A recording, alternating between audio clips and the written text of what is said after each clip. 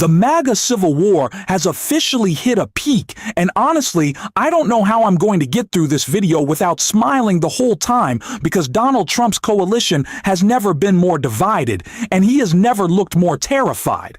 That's exactly why we're now seeing a threat from him unlike anything before.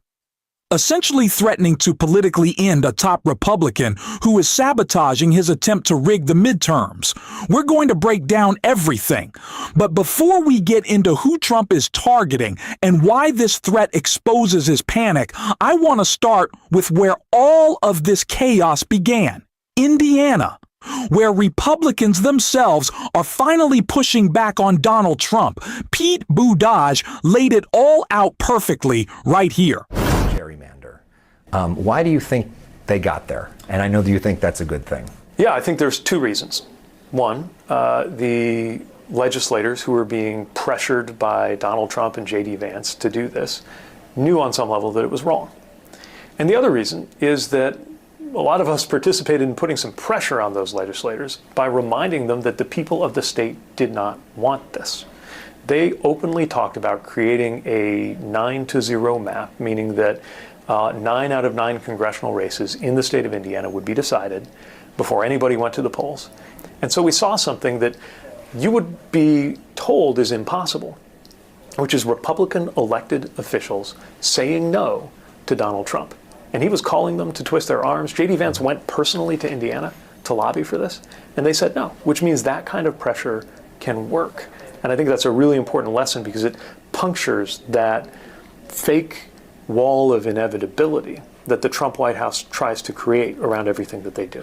You're saying that, but yet you've endorsed California's version of gerrymandering, which would knock out a bunch of Republican seats. Isn't that kind of hypocritical? It's not the same thing for a couple of reasons. First of all, the Indiana proposal cut out the voters completely. Legislators were just going to create this new map.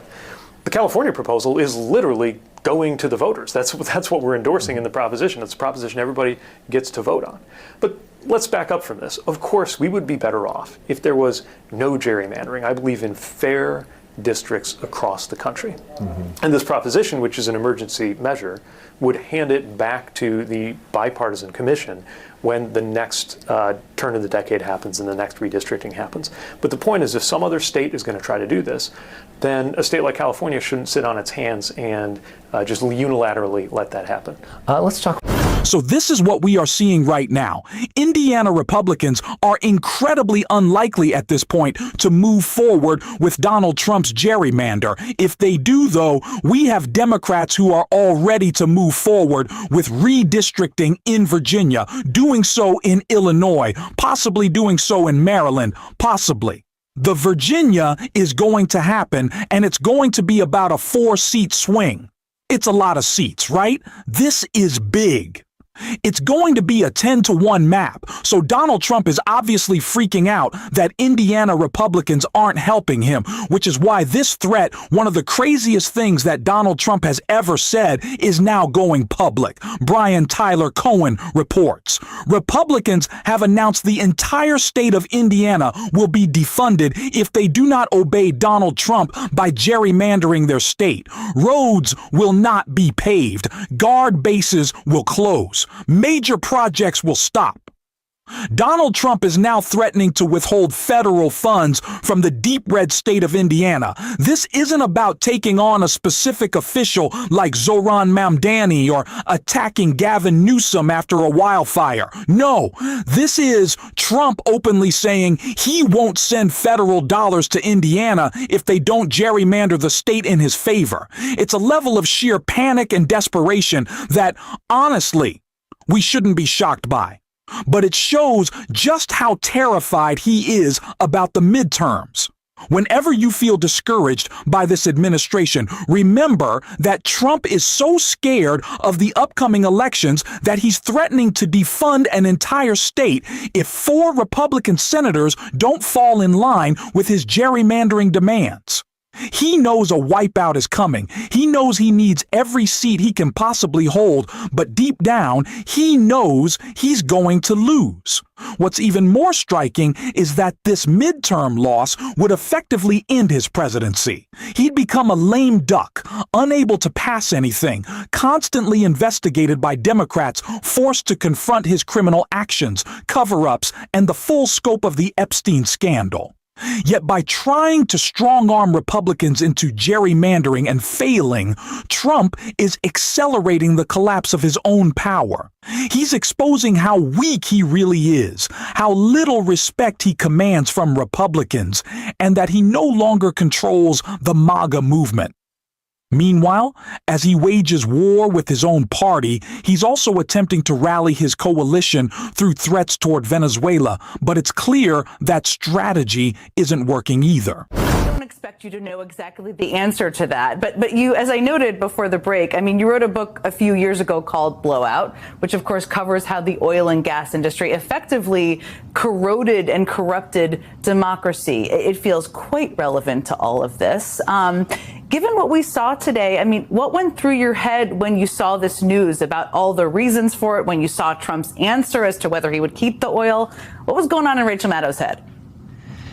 Oh, Jen, I just feel like, I feel like if you stop somebody on the street, just like man on the street interview, like, why are we going to war with Venezuela?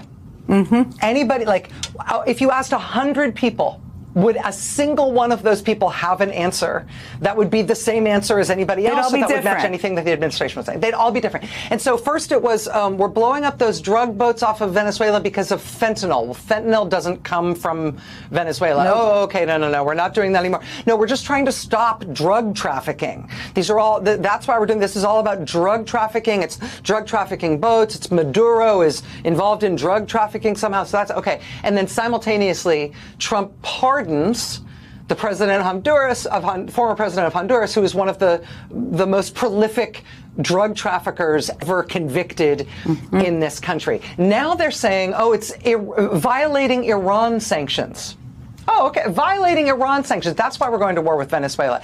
While Trump just pardoned the Binance guy. What did the Binance guy need to be pardoned for? $898 million worth of Iran sanctions violations, right? Plus funding Al-Qaeda and ISIS and Hamas and the and Islamic Jihad. So like all of the things that they keep saying it is, clearly they're not. And so what is it? Apparently it's a regime change war so we can try to take their oil. Well, that'll work out great. That's always worked out great for us in the past. I mean, what's going on here? And who's driving this? Trump doesn't seem to have any idea what's going on here or why. No, which is an evergreen statement about Trump and national security in general, it seems. I keep thinking, and again, it's important that we don't totally know what's going on here, but about his obsession over the course of time with taking oil from other countries, which he has talked about for so many years. And I am betting his oil baron friends are in his mind. But we will learn more over the coming days. I mean, this is all kind of to your point. I mean, these extrajudicial strikes, the seizure of this oil tanker, it's so many things going on that feels over the legal line and feels like it's setting incredibly dangerous precedents. As you look at the totality of it, I mean, what concerns you most about what you're seeing and really where this goes? Because this is a very slippery slope. I think they feel justified to seize more oil tankers. We'll see what happens. Yeah, I mean, I think there's basically three things going on here. I think one is that Trump wants to demonstrate that he is unconstrained by law, politics, or public opinion. Like he wants to, the reason there's no king's protests against Trump is not just because he calls himself a king and, looks the part, but because he is trying to create an illegal or sort of non-legal regime around himself in which he is unconstrained by any of the things that legally constrain an American president. So that's dangerous. That's part of what this is. The other thing that's really bad about this is it looks like we might get a war. Shame on everyone in the media who let Donald Trump get away with the ridiculous narrative that he would be a peace president. Just because he begged, moaned, and demanded praise for supposedly stopping 8 wars and campaigning for a peace prize doesn't make it true. That claim is easily one of the biggest lies of his administration. Shame on any outlet that failed to push back against this narrative, because it was always false, and now we're seeing the consequences. This is Trump trying to hold his coalition together and apparently justify taking more control over the military, and it needs to be called out. We'll do that right here on this show. If you want to support the work, hit the subscribe button, leave a like on this video, and if you made it to the end, drop a blue heart in the comments. And until next time, I will see you soon.